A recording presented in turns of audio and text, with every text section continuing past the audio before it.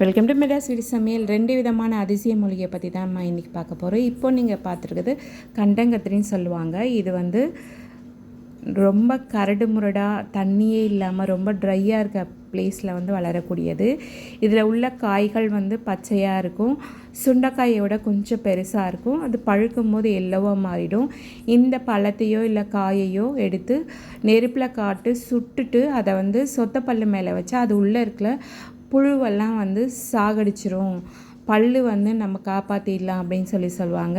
So அந்த மாதிரி பல் பிரச்சனைகளுக்கு வந்து இது அருமருந்தாக காணப்படும். அதே மாதிரி தொண்டையில் இருக்க அதிகப்படியான கபம், அதுக்கப்புறமா நாள்பட்ட சளி தொல்லையை வந்து இது நீக்கக்கூடியது. நுரையீரல் சம்மந்தப்பட்டமாக இருக்கக்கூடிய எல்லா பிரச்சனைகளையுமே இது வந்து தீர்க்கறதுக்கு அருமருந்தாக பயன்படுது. அதே மாதிரி இன்னொரு மூலிகை பற்றி நம்ம பார்க்கலாம். இது வந்து முள்கத்திரி.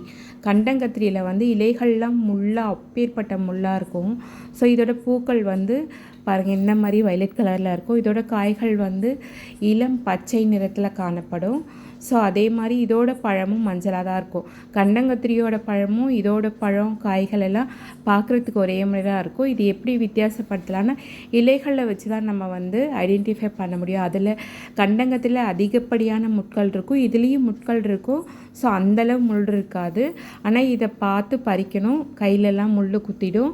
ஸோ இது வந்து காடு மேடு பகுதிகளில் ரொம்ப ட்ரையாக இருக்க இடத்துல தான் இது வந்து வளரக்கூடியது.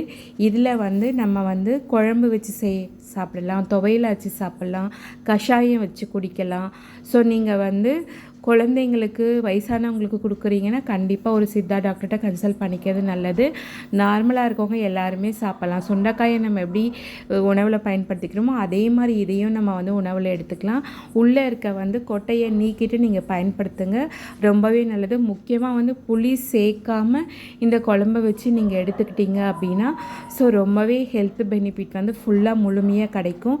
நுரையீரலில் ஏற்படக்கூடிய நாள்பட்ட சளியையும் நீக்கிடும். அதே மாதிரி இதை பவுட்ரு பண்ணி வச்சு தேனில் கலந்து சாப்பிட்டாலுமே ரொம்பவே நல்லது. அதுக்கப்புறமா வந்து அதிகப்படியான சளி இருந்தது அப்படின்னா அதை வந்து கண்டிப்பாக நீக்கும்.